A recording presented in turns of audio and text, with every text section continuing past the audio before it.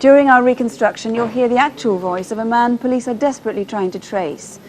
We begin at a shopping precinct in Tunbridge Wells, where Nicola had been working part-time.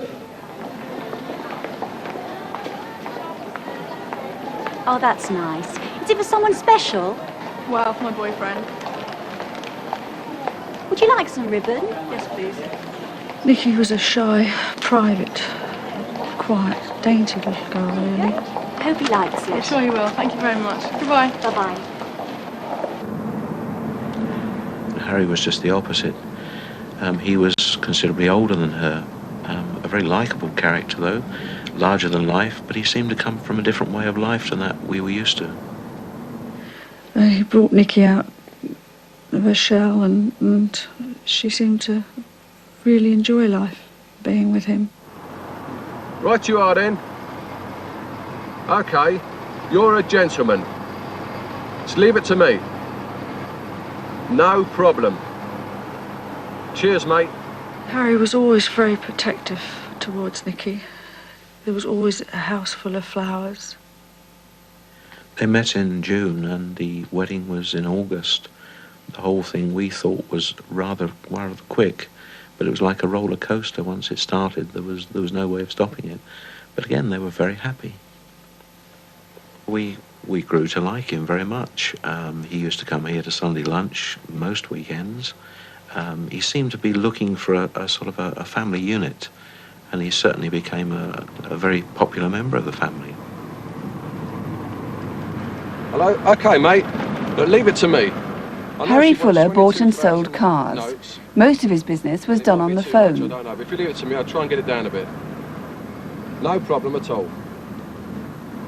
OK, cheers. Although he didn't read or write well, he had an eye for a good deal. A lot of his transactions were done in cash, and he often carried large amounts of money around. Lot number 201 coming in, the Vauxhall Cavalier, the 1600L, January of 1989. The day before he died, Harry spent the early part of the afternoon with a friend. I've known Harry for about 13 years. I asked him to get me a vehicle because, having bought me one before, I knew he'd get me something reasonable. And I spent a couple of hours on that day with him at the auctions. At £2,400 is selling for the first, at £2,400 selling for the second, third and final time, £2,400 K, your car, sir. Harry was always buying cars and looking for somewhere to store them. When he got the house at Wadhurst, it was like him winning the pools because he got a free car park there for all the cars he wanted to park. It was last October that Harry and Nicola had moved to Sussex and rented Blackman's cottage in Wadhurst.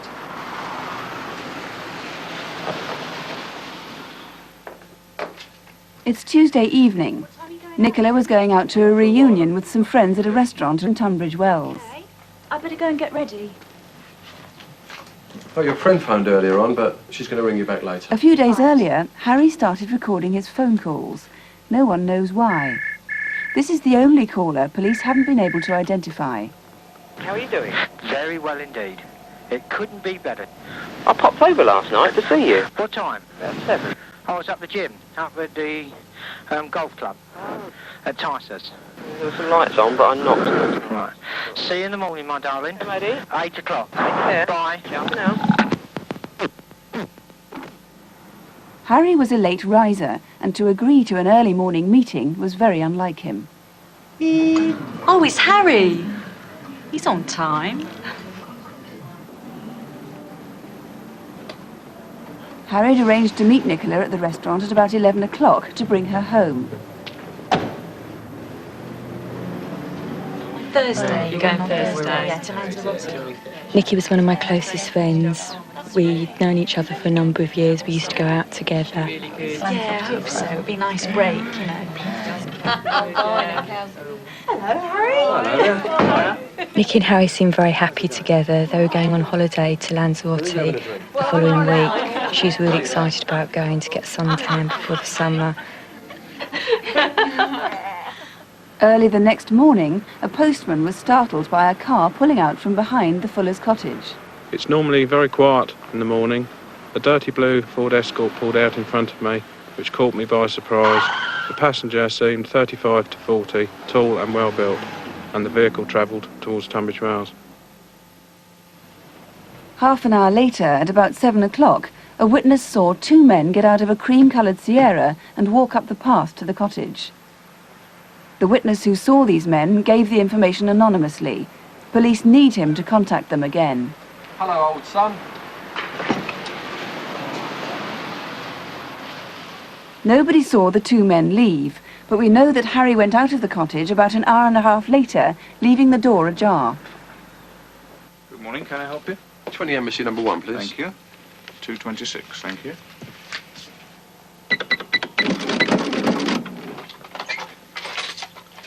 That's £10, thank you very much. Thanks, cheers. Bye-bye.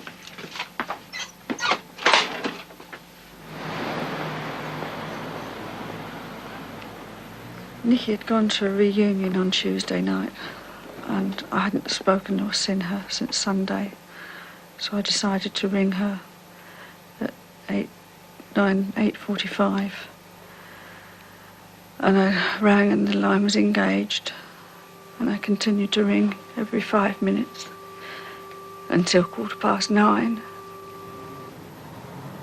Nicola and Harry Fuller had been shot dead just 10 minutes after Harry's visit to the tobacconist. You know, she just seems to have found happiness and then suddenly it's snatched away from her, which it seems dreadful. Absolutely dreadful. Anyone could do that to her. I feel that there's part of me that's gone, and there is this big hole that's never going to be filled. And I do miss her so. Well, of course, it's going to be absolutely crucial, isn't it, Superintendent Hill, to discover who that unidentified caller is. We can listen to that call again. Our engineers have taken Harry's voice out of the tape you're about to hear, so that the only voice on the tape is the caller's voice. Do you know who this is? How are you doing? First thing. Too early for you? About 8. I popped over last night to see you. There were some lights on. He's gone away. He's left them with his missus. So we'll zip down there. Won't be long. About, 10-15 minutes. They're down the other side of Roberts Bridge. So that's just the caller's side of the conversation. And that meeting was arranged very close to the time that Nicola and Harry were killed. So until this man comes forward, he's got to be your prime suspect.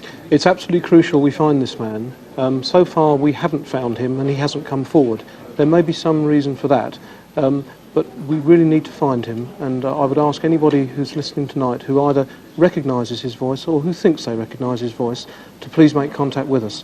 Alternatively, if the man concerned is listening and he himself wants to contact us for us to eliminate him, then please contact us. Do you think he might be called Steve, or...? Well, there's an indication that he might be called Steve. However, I would want anybody who might recognise the voice, irrespective of whether the person is called Steve or not, to contact us. Now, you want the witness who saw the men in the cream Sierra to come forward again, but you have another witness who saw another car and a man early that morning. That's correct. Just after 8 o'clock that morning, in the car park at the rear of Blackman's cottage, a lady saw a long black bonneted vehicle, something like a Jaguar, pull up, and a man get out of the vehicle, and he was fairly distinctive in that he was wearing a very long black coat, almost to the ground. We would like anybody else who saw that man, or indeed saw the vehicle, to make contact with us. And if you know who that voice was on the phone call, if you can shed any light at all on this case, please do call us. There's a substantial reward for information leading to arrest and charge. The number here in the studio is 08181118181. Our lines here are very busy, as they were last month, so do take a special note of the incident room number at Sussex Police Headquarters, and that's 0273 480 99. A dramatic reconstruction of a real police investigation into a brutal murder now on BBC One. Another case from the Crimewatch File.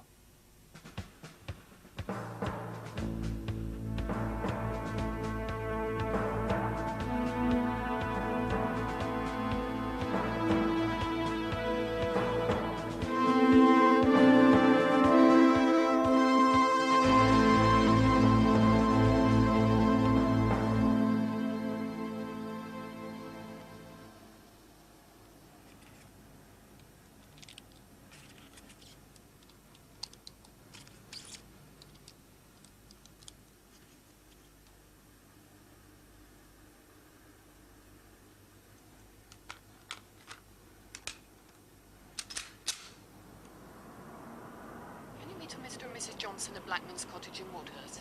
Roger, what have we got? Can't get in contact with their daughter at the cottage. She didn't turn up for work today. Roger, will do. Look, you're going to have to break down the door. Are you sure you want me to break down the door? It's going to have to be the front door. Yes, I'm concerned for her welfare. My son-in-law keeps a lot of cash. Well, there are cars here. I can't understand. You see, she didn't turn up for work today. Look, I'll take full responsibility. Just break down the door. OK, Rob, do it.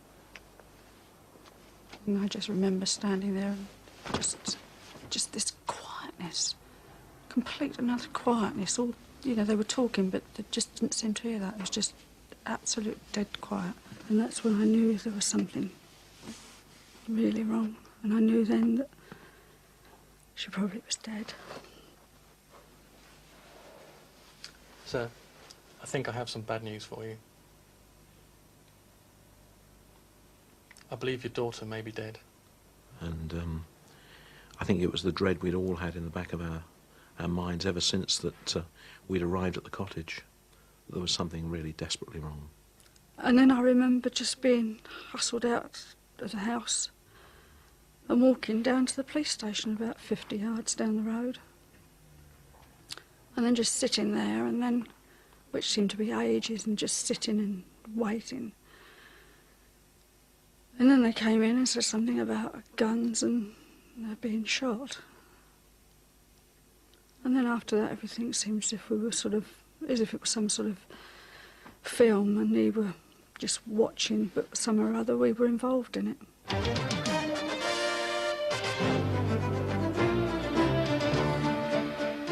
Police have started a murder inquiry into the deaths of a couple at Wadhurst in East Sussex. The bodies of a local businessman, Harry Fuller, and his wife Nicola were found last night when police broke into their home. Both are thought to have died of gunshot wounds. The police say Nicola and Harry Fuller were shot between 8 and 9 o'clock on Wednesday morning, a time when the street outside their cottage was particularly busy. About 10 hours later, the police found... I think that was the hardest bit, you know. You go down and see your mum.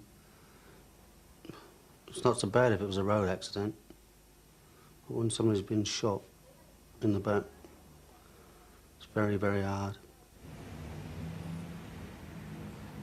We found the body of Harry Fuller downstairs in a utility room and Nicola Fuller upstairs in the main bedroom.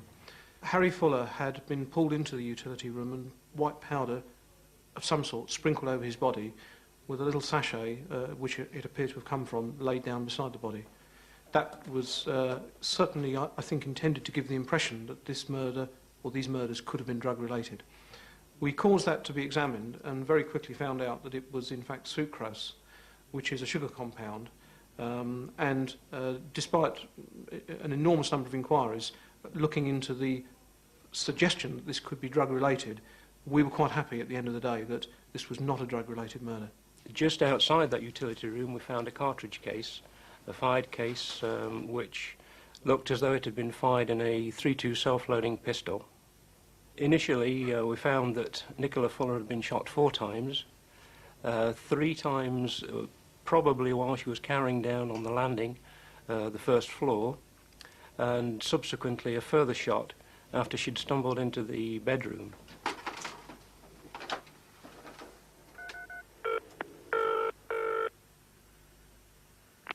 Emergency, which service? Do you require... We quickly discovered that a 999 call had been made from the house on the morning that the murders occurred, and we were able to time that as being at 8:43 in the morning. This call was recorded at the 999 centre, where the line was left open for a total of 6 minutes. Thinking it was a child playing on the line, the operator said, "Is Mummy there?" Shortly afterwards, Nicola was shot a 4th and final time. We could hear in the first 17 seconds Nicola screaming and what sounded like a muffled retort. And from that point we could hear footsteps, drawers and single movements from the telephone.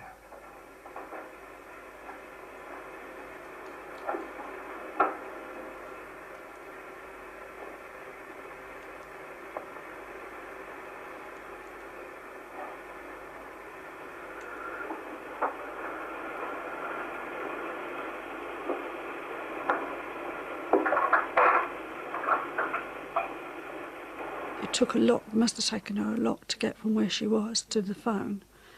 a lot of effort to get there and then not have it, you know, on our phone, the call put through.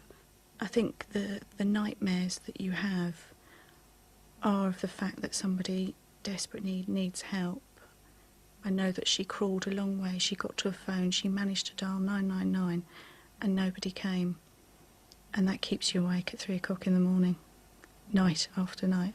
After the post-mortem and the detailed scene examination, we had a little bit more to go on. There were 5 bullets recovered and 1 cartridge case which was taken from the folds of Nicola Fuller's dressing gown. Now, the cartridge case was made by Hertenberger, which is a fairly unusual make. It had been fired in a Walther self-loading pistol.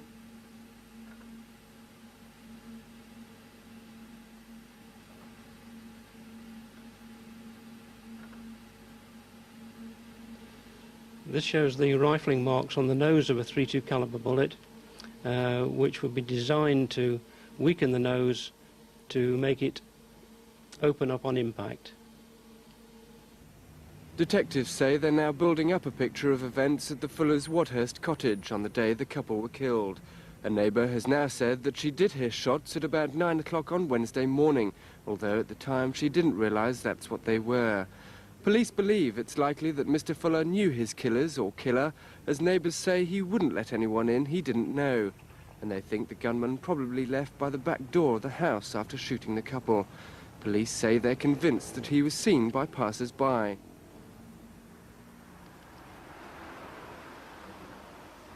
Excuse me, I'm the manager of Lloyd's Bank, and I think our security video might be of some use to you. What does the video show, sir? Well, it looks across the street, so from the front of the bank to the sweet shop on the other side.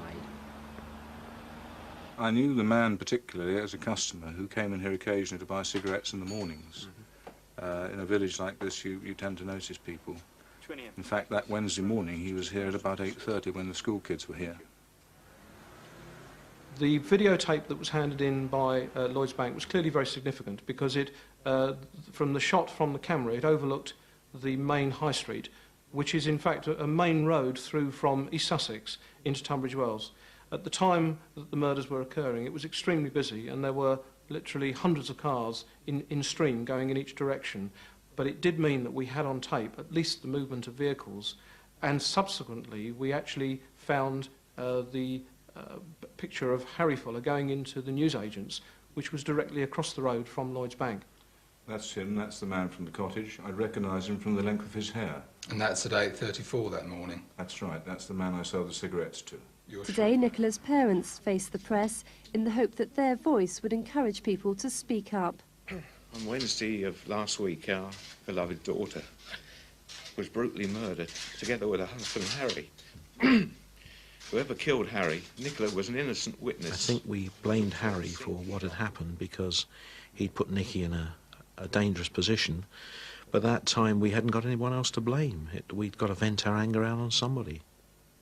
I was surprised when she wanted to marry Harry, but I didn't feel that she'd known him long enough. I tried to persuade her perhaps to leave it a few more months, perhaps. But she was adamant and I couldn't persuade her one way or the other. She just wanted and made up her mind and that was it. Nicky was very quiet and shy and a very reserved person. It took a very long time to get to know Nicky, but if you were her friend, you were her friend for life. Harry was very charismatic and he treated her very well. He treated her like a lady. He always opened doors for her. There were always fresh flowers in the house. He was always buying her silly little presents that he would bring home when they hadn't been out working together. And he was lovely to her. He had the gift of the gab, Harry did. And Harry wasn't a villain. He was just clever at his job. He had expensive cars, Rolls Royces, Range Rovers, all the top cars. Harry could earn good money. And he enjoyed money, he enjoyed life. Harry Fuller was a very colourful character. He is referred to by people as a con man. He was, in some people's minds, unable to tell the truth. Here's a tape with a threatening phone call on it, the one that seems a crime officer found. You've heard it? Yes, sir, it was on the answer phone. It sounds like that guy Colin really means the business with Harry. Hello, this is Wadhurst 784501. I'm sorry I can't take your call at the moment, but if you'd like to leave your name and number, we'll get back to you as soon as we can. Hello, Harry, it's Colin. I'm going to come over tomorrow morning and we're going to have a serious talk about what you did to me tonight, because I'm pretty pissed off with you and you're going to pay for it. See you later. Colin turned out to be an ex-business partner of Harry Fuller's. They'd been involved jointly in buying and selling motor cars. We quickly traced him, and we were able to determine that that call on the answer phone had in fact been made before Christmas the previous year and related to an incident when Harry and Colin had a falling out in Tunbridge Wells. The lifestyle that Harry Fuller led meant that we had enormous a number of lines of inquiry to follow through. He told many, many lies to many, many people, and most of those people related those stories to us. We were absolutely weighed down with a wealth of information, some of which we subsequently found out was not true, much of which we found out was an exaggeration if it had come from Harry's lips. So, for example, if he had told somebody that he had £40,000 in his pocket, the probability is he had £4,000 in his pocket. Oh, good enough then, mate. Oh, there's plenty more where this came from. I got 350,000 in the attic back home. Only a few days before the murder, Harry had come into possession of £13,000 in cash, in the majority of which was £20 notes. £1,000 for you to start the business. Oh, thanks, love. So what I'll do is, I'll get it going, using this as capital. We buy in the cars, we sell them on, split the profits. Yeah? God bless you. And we were quite sure that some of that money should have been in the house at the times of the murders, and we never found it. Fairly early in the inquiry, we heard about Harry Fuller having come into possession of a rung motor car, for want of a better word, stolen motor car.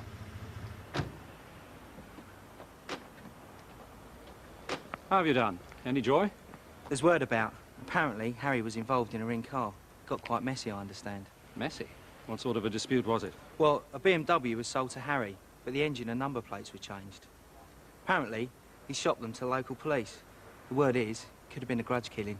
So, do we know who sold him the car? We've got some names, but we need to... It led us on to a particular inquiry, which eventually went nowhere, but it was an example, and that was one of many, many similar inquiries of the red herrings, if you like, for want of a better word, that were being thrown up because of the way, the lifestyle that Harry Fuller followed. Cash in 20s. And we'll contact you at a later date. Hello, incident room. What did you say your name was? Steve Young. I'm an associate of Harry Fuller. Do you want me to come down and make a statement? And what did you do?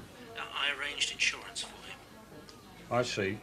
Well, it won't be necessary for you to come down. Someone will be in touch with you. Today, flowers on the doorstep are among the few reminders of the death of Harry and Nicola Fuller. They were killed by a small caliber handgun.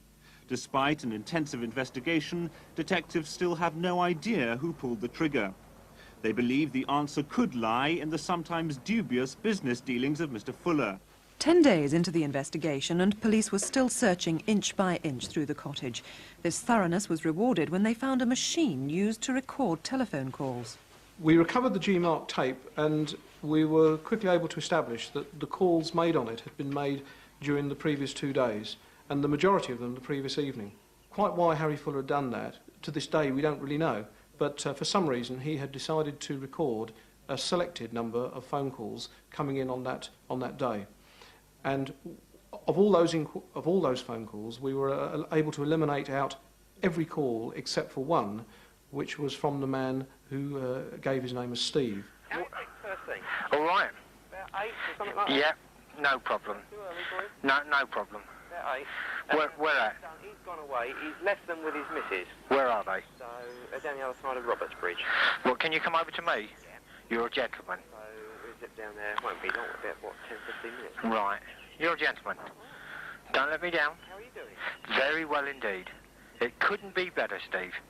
I popped over last night. We decided to play the tape to the two families because we wanted to identify the person, Steve, and we hoped that either a close relative or an associate of Harry Fuller's, or indeed Nicola Fuller, would recognise the voice. And I'd expected something that sounded very sinister or very strange or very odd, but it was just a very normal telephone conversation arranging to meet Harry in the morning.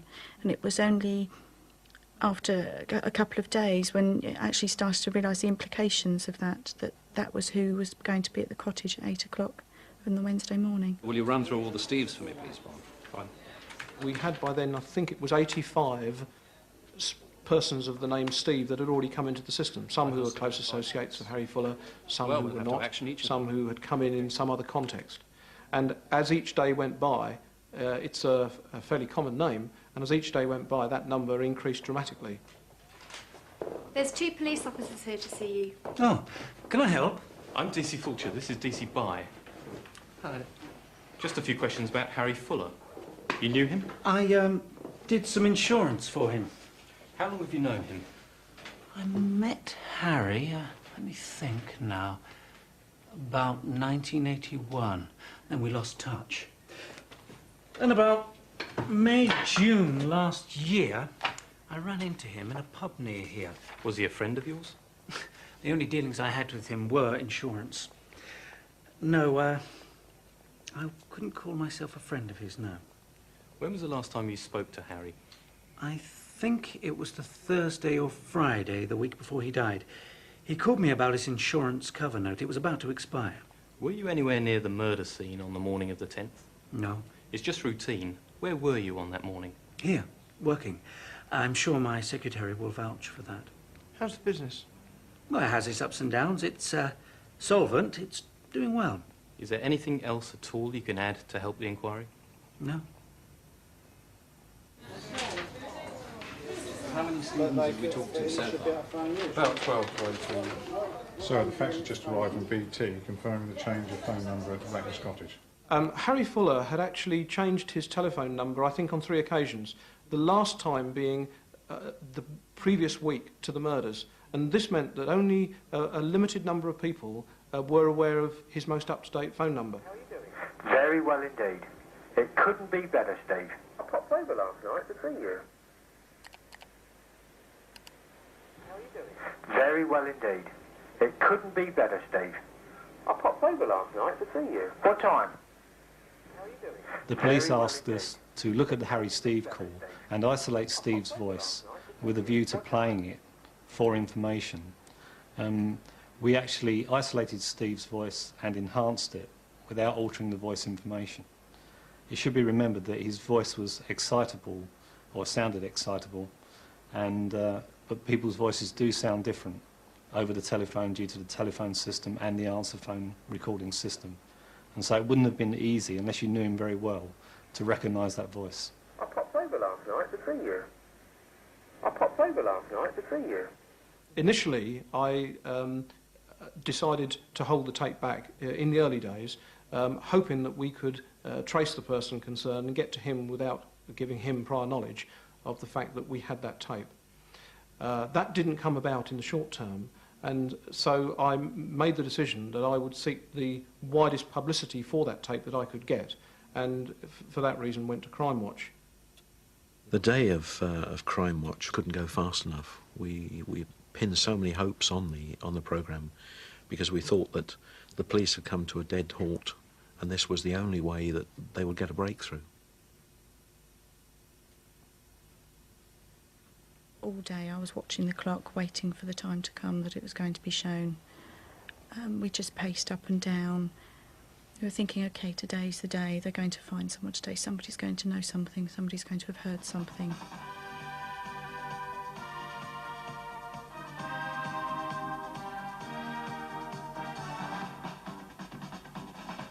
It was fairly obvious that anyone who recognised the voice on the tape, that person was obviously a prime suspect. And of course we were so hoping that somebody would identify the voice. Is the callous murder of Nicola and Harry Fuller at their cottage in the village of Wadhurst in Sussex. The couple had only been married 6 months, and their families are finding it painfully hard to come to terms with the tragedy. During our reconstruction, you'll hear the actual voice of a man police are desperately trying to trace. How are you doing? Very well indeed. It couldn't be better. I popped over last night to see you. What time? That's Stephen. Yeah, I guess. I'm going to ring him.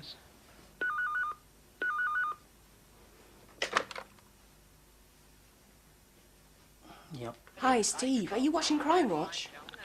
We'll put the TV on then. They're doing a reconstruction of the Wadhurst murders. They've just played a tape. The voice sounds like you. Did you ring Harry Fuller the day before you died? No. Well, watch anyway. They may replay the same tape. Okay.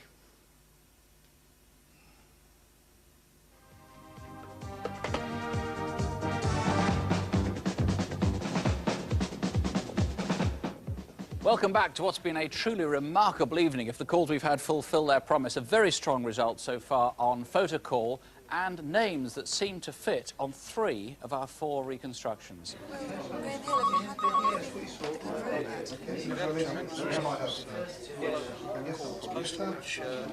Making suggestions as to the identity of that caller.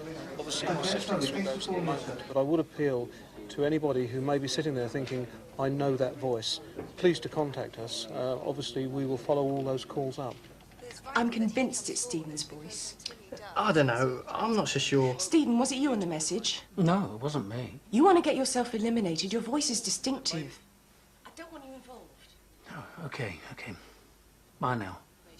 We've had quite a number of people coming forward telling us that they knew Harry. It went by in a blur. It seemed to go so fast, so quickly, and then all of a sudden it was over, and we waited for the phone to ring, and literally sat by the telephone, paced up and down, waiting for the police to phone us to say yes, we found something, and it didn't come. Could I take your details, please? Your name? The voice is Steve Young. He lives in Pembury.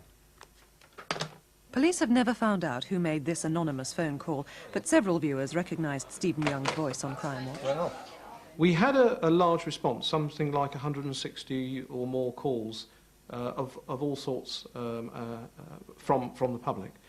I was pleased to get those calls.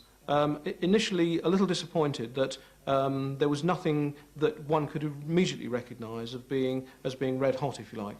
But we then had to go through the process of deciding how we were going to prioritise our follow-up inquiries in respect of those 160 calls. I was in Wadhurst on the morning of the murder.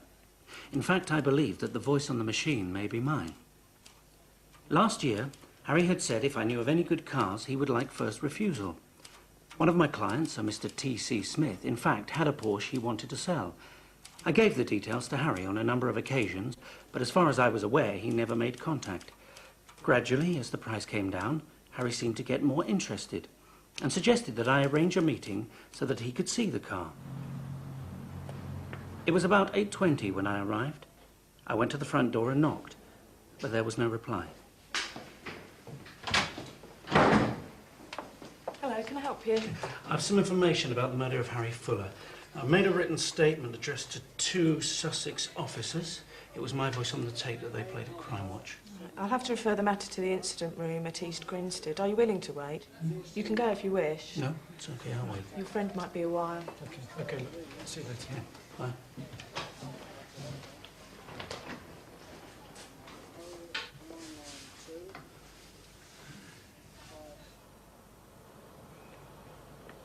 By this time in the inquiry, the man Steve was very significant. We knew that the man Steve was either our murderer or the man who was at the scene of the murders when they took place, and would therefore be a very vital witness. We had 2 anonymous calls giving us the name Stephen Young. In fact, we were on our way to interview him when we got the information from Tunbridge Wells that he was there, having given himself up for interview.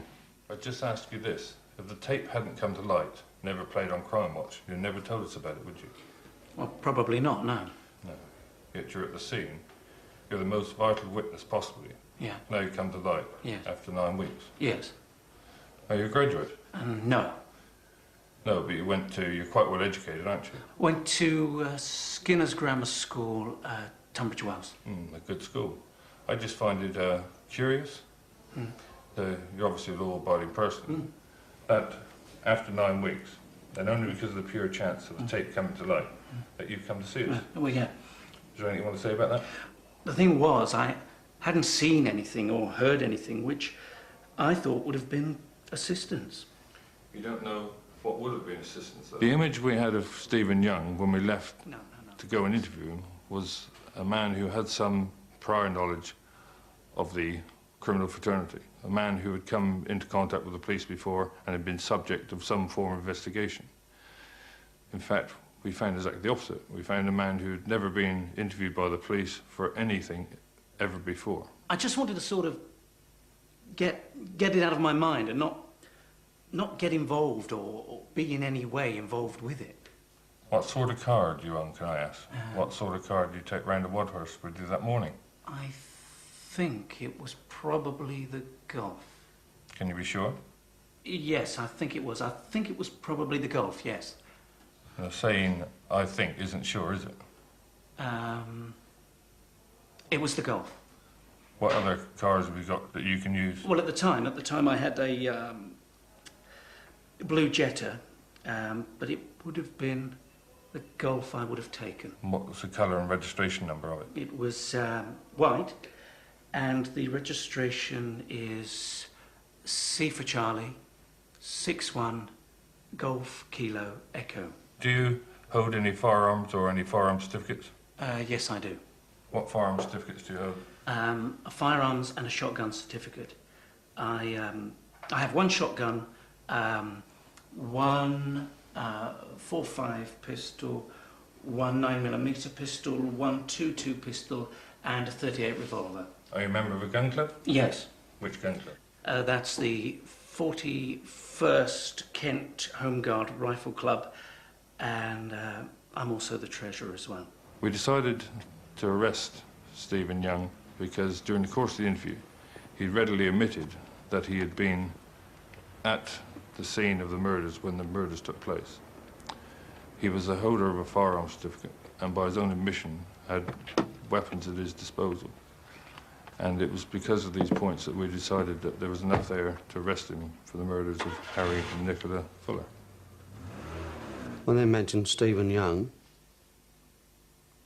it was strange, because I know the guy from the pub, and you think, oh, hold on a minute, he lives just down the road, and they got Stephen Young for murder. Twice, he's shot 2 people, cold-blooded. When I heard the name Stephen Young, I couldn't put a face to the name at all. The name meant nothing to me, so I went and looked it up in the telephone directory and found out that it was a local man. But then I couldn't put a face to it, and it was so frustrating that I now had a name of someone and yet couldn't picture who he was. When we questioned Stephen Young, it was a softly approach that we adopted for the simple reason that if we could keep Young talking to us, it would enable us to check what he was saying with facts that we were finding from the search teams who were out searching his home address and his office at the time we were doing the interviews. What were your finances like January, February this year? Pretty grim. Well, were they... tight, put it that way. Were you financially viable, or were you starting to go down the pan? No, I think we were in, we were probably trading insolvently, I would think. The search teams were hoping as much that they were finding various pieces of evidence from all the locations, which were then fed to us at the end of each interview, which enabled us to go back into the next interview with a new topic until we had everything that we could possibly have out of Stephen Young. So who did you buy your ammunition from? In the main David Lawson gun shops. Also, I reload. What does that mean? Well, basically it means that instead of paying £6.50 or £7 for 50 rounds, you collect the empty cases, you decap them, you clean them up, you reprime them, and then you reload them. And basically, by keeping the case, you're cutting down on the cost of each round. So you buy the gunpowder or something, do you? Yeah, you buy the gunpowder, you buy the primers, You buy the various bullet heads. Do you have the facilities to do this at home? Yeah, I've got a small press, yeah. The reloading equipment that Stephen Young had was very basic, and from the markings present on the bullets and the cases, his reloading technique was very poor. The markings that were generally produced on the bullets and cases on Stephen Young's reloaded bullets and cartridge cases looked to be the same type as those that had been put onto the bullets and cases at the murder scene. We're going to talk about cars. Cars that you own or cars you have owned. Like the white Golf GTI? Yeah, yep. Registration number C61GKE, yeah? Mm-hmm. Where is that now? That is at a garage in Norfolk. Oh, do you know the name of the garage? Yes, the Polka Road Garage. Stephen Young owned a Golf GTI, which was a most unusual car. It had a lot of modifications made to it, which made it virtually unique. On the day that Crimewatch was publicised, the 15th of April, Stephen Young had taken that vehicle to Norwich for some work to be carried out on it. That may be a coincidence. The Golf GTI was fitted with a mobile telephone. When we ran some checks on the numbers made, the calls made from that telephone, we discovered that at 8:10 a.m. on the morning of the murders, a call had been made from that phone to the Fuller's house. Hello? Yeah, it's me, Steve. Where are you? Yeah, I'm out back. I'll be down. Just give me 15 minutes. Yeah,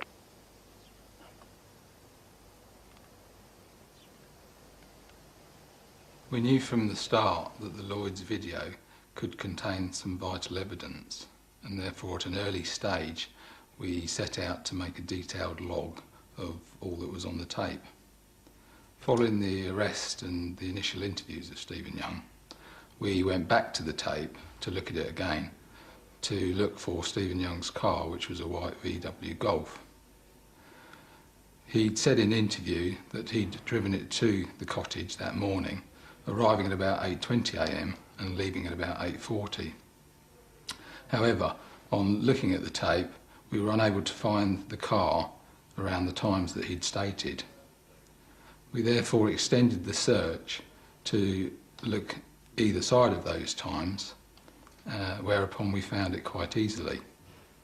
It was quite lucky for us that it was a white car and that it had been partially customised, because that made it distinctive and made it easy for us to pick out on a black and white film.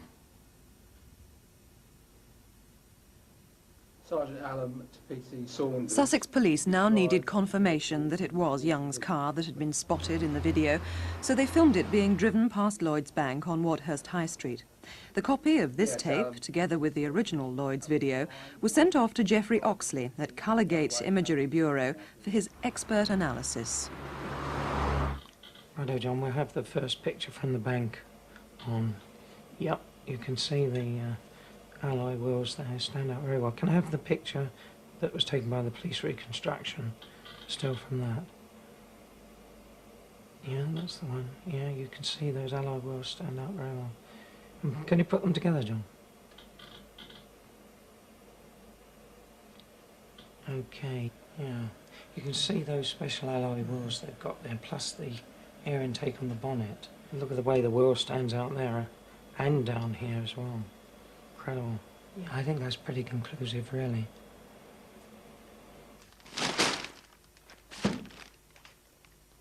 After Young's arrest, we searched both his office and his home address and recovered a huge amount of property and paperwork. Amongst the paperwork, we found a £6,000 paying-in slip, which showed that £6,000, almost entirely in £20 notes, had been paid in the day after the murders into the account of Young and Harding.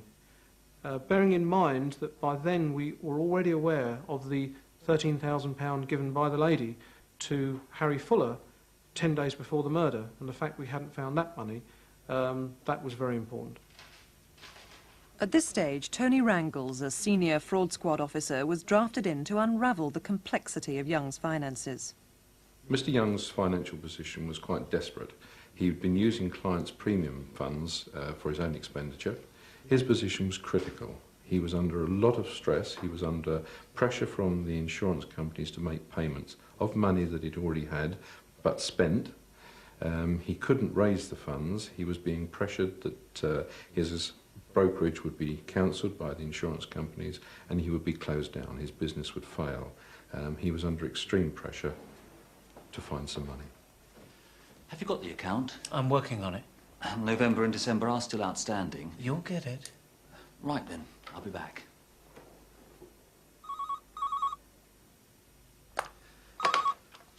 Yes? Hello, is that Mr. Young? I'm calling from the Provincial.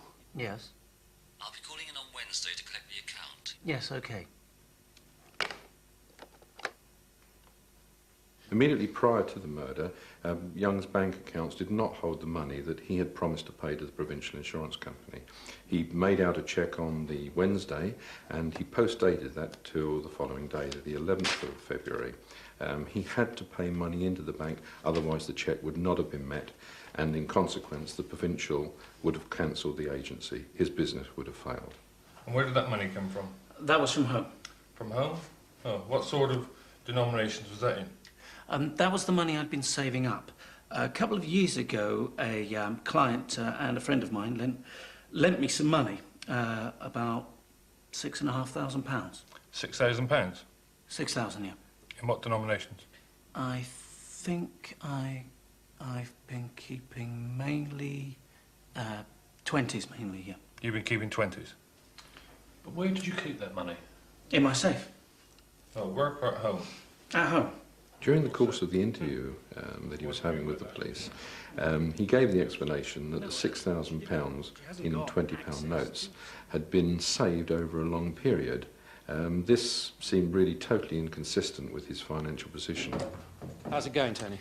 It's going really well. There's no way that he'd save that £6,000. It's just not possible. Everything tells me that he was so desperate for money. It's no way did he save it. And we can prove it. Oh, it's all on the paper. Every piece of paper is telling me he was desperate. Hello. How are you? You don't know anyone who could lend me, say, £10,000–12,000 on a long-term basis? Someone's let me down. I can ask around for you, but I don't have that sort of money, Stevie. He had approached a number of friends and other clients. He even kept a record of those people that he had approached and given a story that he needed money for particular matters, and he kept a list and wrote on that list what the answer was from each of his friends. We first became aware that Young was a family man during the course of the interview at Tunbridge Wells. He made a big point of saying that he was a family man with 2 children and he took his children to play football. And he was also a member of a drama club in which his family was involved in as well. So he gave the outward impression that he was very much a family man. Why is there a loaded 9mm handgun in your children's bedroom? I can't answer that. No, there must be a reason for it. Who put it there? I would have. Why? I couldn't keep it in the cabinet because it's not a legally held weapon. No. Why in your children's bedroom? That's question 1. Question 2, why is it loaded? Question 1 first. Well, if it's where I thought, where I've just said, I consider that to be a secure place. In your children's bedroom? Underneath the bed. Underneath the bed? How old are your children? 10 and 8. 10 and 8. They haven't got the run of the bedroom. They can't do what they like. Well, they do. I mean, they don't go diving around underneath the beds or in the drawers. Or No, like there's that. always a chance they could do, isn't there? Well, yeah, there's always a chance, yeah. There was question 2 there as well. Why is it loaded? I can't answer that. Is there something sinister that you can't tell us about? No, there's nothing sinister. So, as my colleague said, why is there a loaded weapon in your children's bedroom? That's loaded. Who loaded that weapon? Well, I would have. When we questioned Young about the loaded Browning automatic pistol recovered from his child's bedroom, Young remained calm. In fact, he remained so calm it was ice cold, and we nicknamed him from that point on as the Iceman. It just appeared to Young that every family kept their guns in the child's bedroom. It just seemed an everyday thing that didn't bother Young one way or the other. By this time, the team were confident Stephen Young was their man. They managed to get a 24-hour extension to hold Young in custody so they could question him further. .32 ammunition. What ammunition of that calibre do you have? I haven't got any .32 ammunition because I haven't got any .32 guns. What, Although I do believe I have reloaded some. I did reload some for somebody in the club, but that's going back a wee while. You don't have a .32. Why else would you have .32 in your house? Because I can tell you now, some has been found. Unless it's the remnants of the stuff I reloaded. What make of .32 would that be? I don't know, because I didn't even know I'd got any there. I think you do know. Well, you're going to tell me it's HB, I suppose. I'm going to tell you, I think you ought to remember, because I think you used several rounds on Wednesday the 10th to kill Harry and Nicola Fuller. So you have another think. It's not that long ago. Harry and Nicola Fuller were killed with .32 Hurtenberg ammunition. Yeah. Right. In your loft, there is .32 Hurtenberg ammunition. Right. There's a lot of ammunition there. Tell me about it. Tell my firearms expert about it. Yeah. Hurtenberger. I don't know how common it is or anything. I just know it was used to kill Harry and Nicola Fuller. A gun produces fingerprint type of marks on bullets and cases. These markings of various types are specific to a particular weapon. After looking at the bullets and cases very closely in association with the reloading equipment, I came to the conclusion that that there were bullets and cartridge cases in Stephen Young's possession that had been fired in the same weapon as the bullets and cases at the murder scene. The thought that somebody who would be not only a business associate but a friend, because you let them into your home and you'd give them a coffee and sit and chat with them, that they could turn around and kill you to take your money is horrific. Stephen Andrew Young, you've been charged that you on the... I found it hard to believe that somebody that was their insurance broker would have access to guns, let alone that he could commit such a crime. It didn't seem to fit the character of the sort of person you assume an insurance broker to be. But then, what is a murderer like? What job do they do? I didn't do it. The murder weapon used by Stephen Young, the Walther PPK, was the least likely of choice for a murder weapon when you compare it to the weapons that he had on his firearm certificate. The fact that it was traced to him was down to some very diligent and detailed police investigation who traced the source of that particular weapon and its connection with Stephen Young. The gun used to murder Nicola and Harry Fuller was never found. Documentation from a mail-order company in Derbyshire proved that Stephen Young had purchased a Chinese-made copy of a Walther PPK in 1988 and, in contravention of the Firearms Act, had sawn off the barrel. A single nickel-jacketed bullet found in Young's office matched perfectly the bullets used to kill the Fullers. A jury at Hove Crown Court has been hearing the final moments in the life of 27-year-old Nicola Fuller.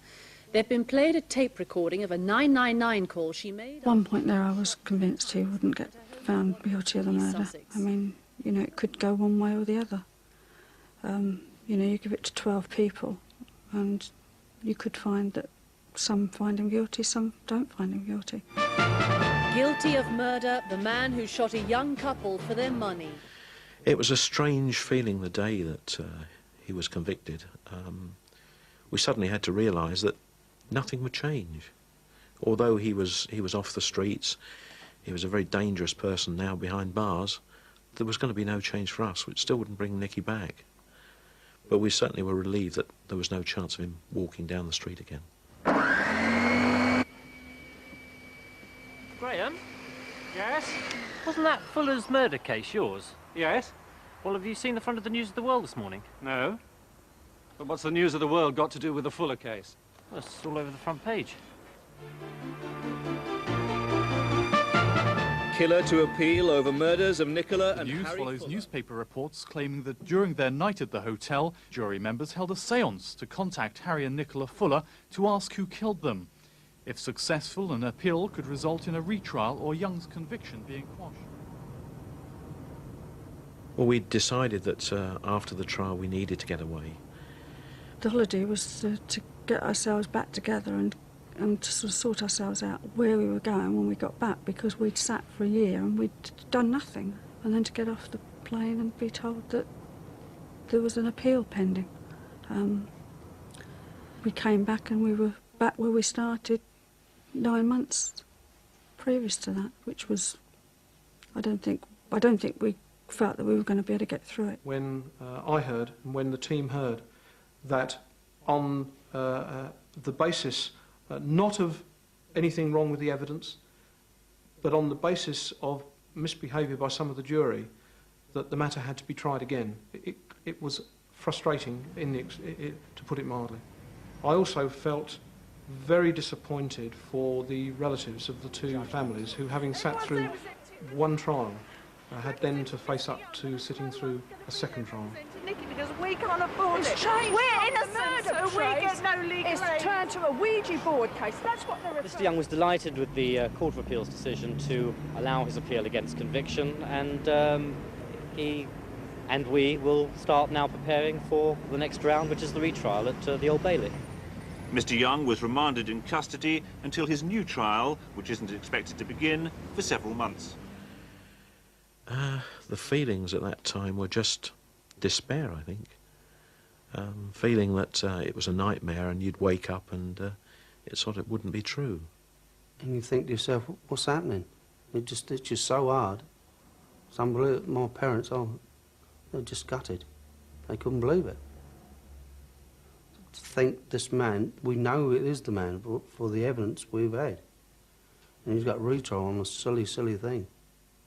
The jurors' use of the Ouija board meant that 8 months after the first trial, the families of Harry and Nicola Fuller had to sit in court a further 3 weeks, listening once again to all the evidence, not knowing what the final outcome might be.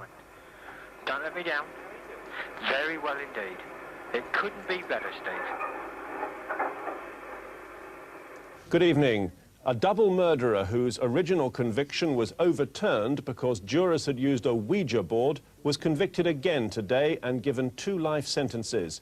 A new jury at the Old Bailey found insurance broker Stephen Young guilty of shooting a couple... When I think about that just he'd gone in there and killed them for money, and that when I think that when she was on the phone and she'd turn round and she could see his face, and that was the last thing she saw, his face, before he shot her again. Many things bring her back. Her favourite songs. If somebody shouts out Nicky, or if somebody shouts Mum, brings it back.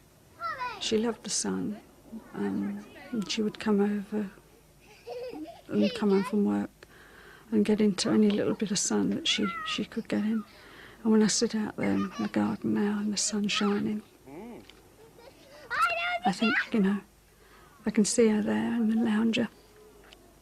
She may have her head stuck in a book, but at least she was there. And so many times, 100 times a day, I want to pick up the phone to her. I think, I must tell Nicky that. And she's not there. But I don't accept that she's not there. I have to accept that one day I'll see her. And I get through each day on the strength that one day I'll be able to ask her how she is.